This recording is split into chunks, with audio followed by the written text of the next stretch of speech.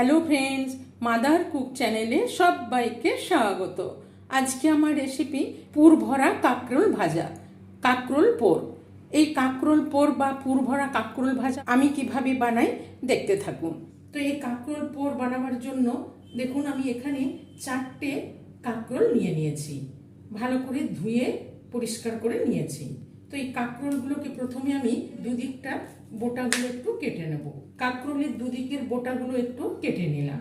এবার কাঁকরোলের গাগুলো একটু চেঁচে নেব।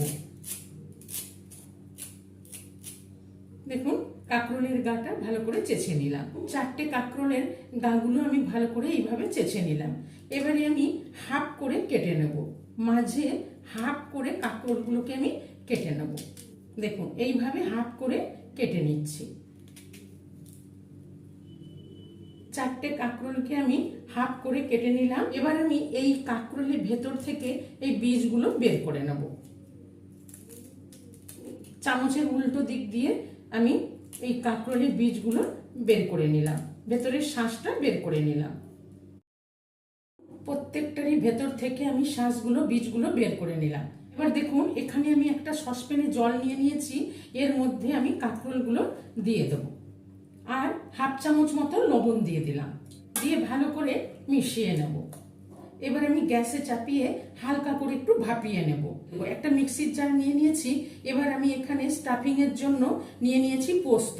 এখানে আমি 3 টেবিল চামচ পোস্ত নিয়ে নিয়েছি, পোস্তটা দিয়ে দিলাম। আর এখানে নিয়ে নিয়েছি 2 টেবিল চামচ নারকেল। নারকেলটাকে আমি ছোট ছোট পিস করে কেটে নিয়েছি, এই নারকেলটা দিয়ে দিলাম। আর এখানে নিয়ে নিয়েছি 3টে কাঁচা লঙ্কা। এই কাঁচা লঙ্কা 3টে আমি হাফ করে ভেঙে দিয়ে দেবো। এই নারকেল, পোস্ত, কাঁচা লঙ্কা আমি একসাথে খুব শক্ত করে বেটে নেব। এখানে আমি আগের থেকে কাঁকরোলটা ভাপাতে দিয়ে দিয়েছি, একটু ফুটিয়ে নেব। 2-3 মিনিট ভালো করে একটু ফুটিয়ে নিলাম।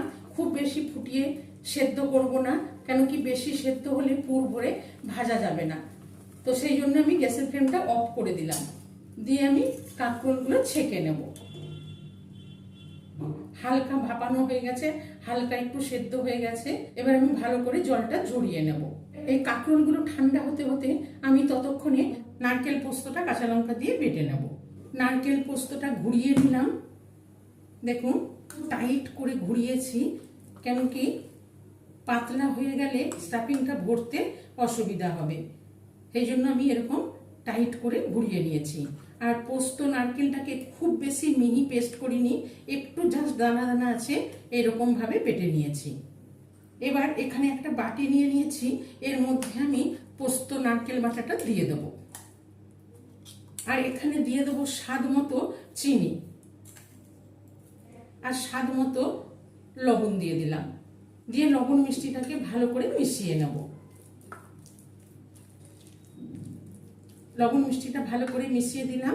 স্টাফিং এর জন্য নারকেল পোস্ত বাটা একদম রেডি। এবার এটাকে আমি সরিয়ে নেব।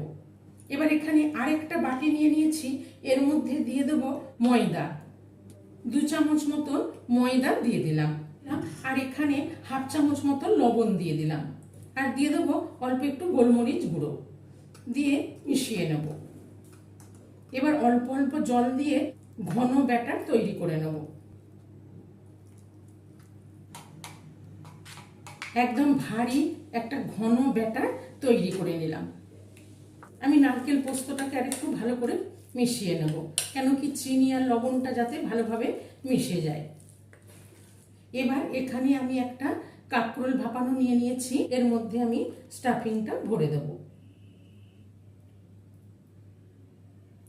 দেখুন আমি স্টাফিংগুলো আগে ভরে নেব।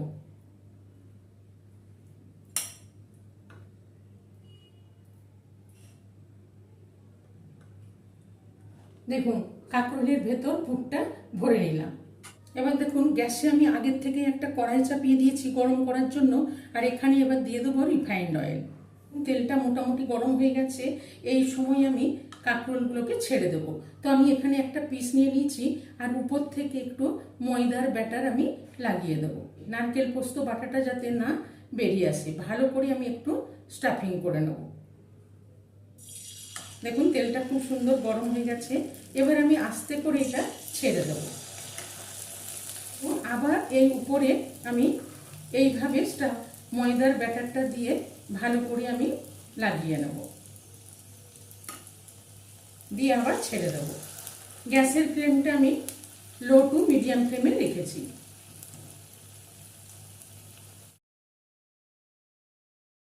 দেখুন এইভাবে আমি 4 পিস এখানে ছেড়ে দিলাম, দিয়ে লো টু মিডিয়াম ফ্লেমে রেখে আস্তে আস্তে ভেজে নেব।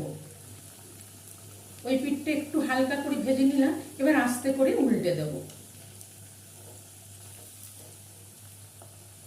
কত সুন্দর কোটিংটা হয়েছে, পুরটা কিন্তু ভেতরেই রয়ে গেছে, পুরটা কিন্তু বেরিয়ে যায়নি। এইভাবে লো টু মিডিয়াম ফ্লেমে রেখে আস্তে আস্তে লাল করে ভেজে নেব। আবার একবার উল্টে দিলাম, এবার ওই পিঠটাও ভালো করে ভেজে নেব।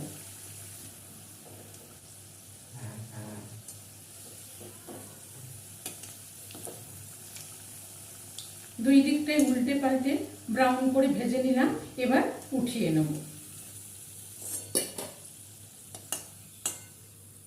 এবার আবার এখানে 1 পিস নিয়ে নিয়েছি, ওই একইভাবে আবার ময়দার ব্যাটার দিয়ে দেবো। ময়দার ব্যাটার লাগিয়ে নিলাম, নিয়ে আবার ছেড়ে দেবো।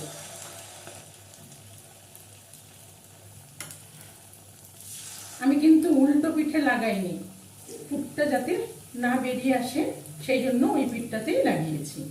দিয়ে লো টু মিডিয়াম ফ্লেমে রেখে আবার আগের মতো এগুলোকেও ভেজে নেব। এইগুলো হালকা ব্রাউন করে ভেজে নিলাম, এবার এগুলোকেও উঠিয়ে নেব। সবগুলোই ভেজে নিলাম, এবার গরম গরম পরিবেশন করে নেব। এই কাঁকরোল পোর বা পুর ভরা কাঁকরোল ভাজা রেসিপিটি ভালো লেগে থাকলে মাদার কুক চ্যানেলটিকে লাইক, শেয়ার এবং সাবস্ক্রাইব করার অনুরোধ রইল। পাশে থাকা বেল আইকনটা প্রেস করবেন, যখনই আমি নতুন কোনো ভিডিও আপলোড করব আপনাদের কাছে নোটিফিকেশন পৌঁছে যাবে। সুস্থ থাকবেন, ভালো থাকবেন। এই গরম গরম ভাতের সাথে খুবই ভালো লাগে।